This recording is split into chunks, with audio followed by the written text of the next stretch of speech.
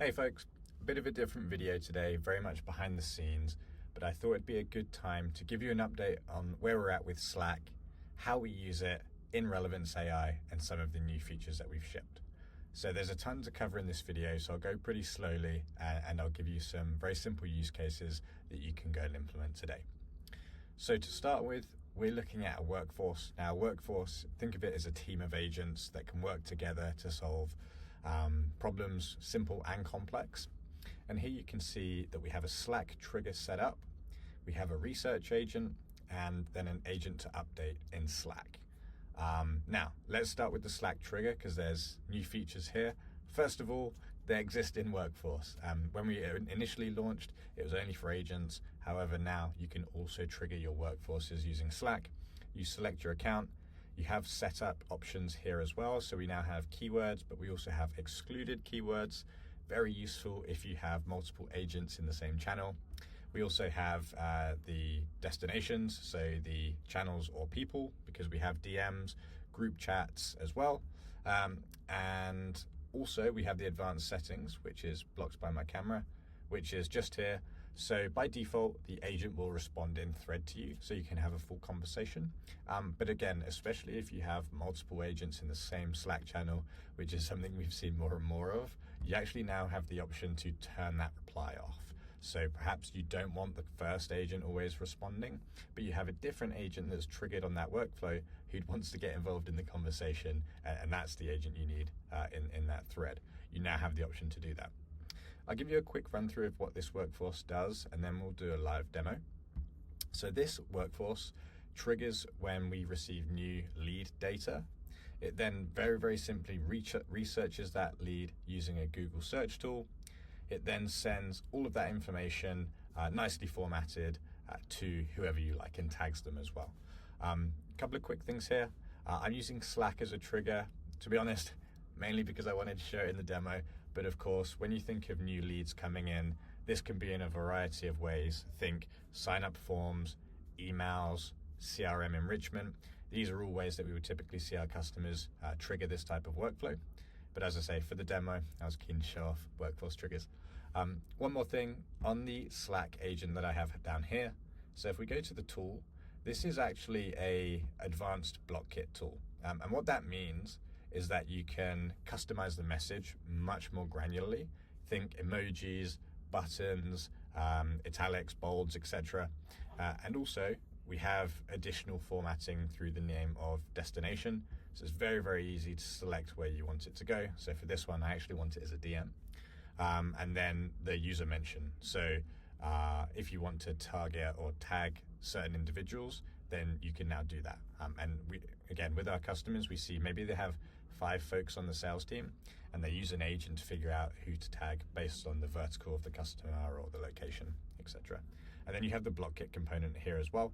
I'm letting the agent go free for all on this because they have the documentation from Slack on how block kit works. And really what that allows it to do is, as you'll see, it sends me a really nice formatted message, take me away from the walls of text in my day-to-day. Cool. So let's give it a spin. One of the things that I would like to show off is that it can now process files. So if I go to Slack, I'll go to my channel here.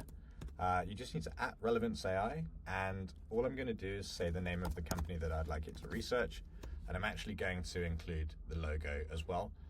Again, some of the use cases that you might use images for is if you have an agent set up with your project management tool, like a Linear, maybe you screenshot a part of the UI that you've noticed looks a bit weird and you want to create a ticket.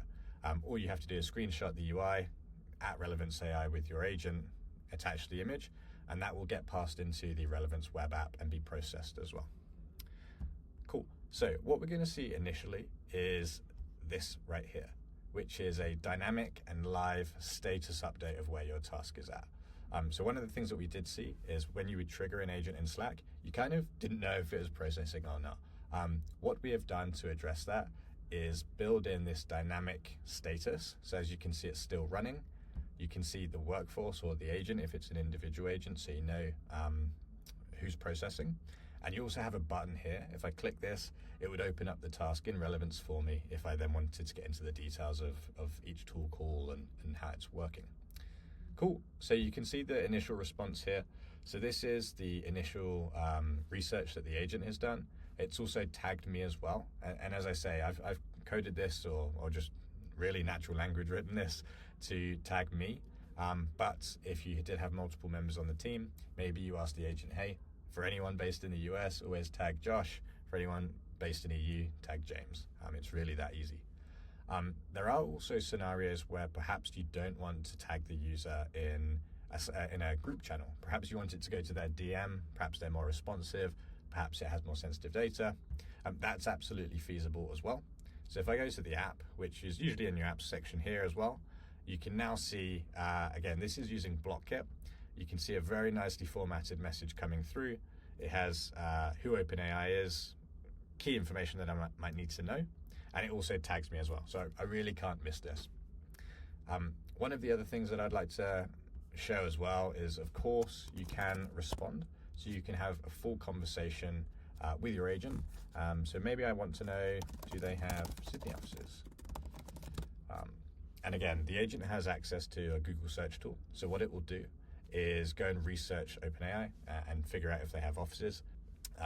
Usually for a Google search tool, and depending on the model, it would take anywhere between 5 to 15 seconds. And if I navigate back to the task, you'll actually see it's actually completed because as I tabbed away, I saw the response come through. But this would have said running if I went there in time. But I can see the response came through in my DM, so I just accessed that again. And there you can see, there we go. So I searched about information about OpenAI Sydney office. Doesn't have an office yet.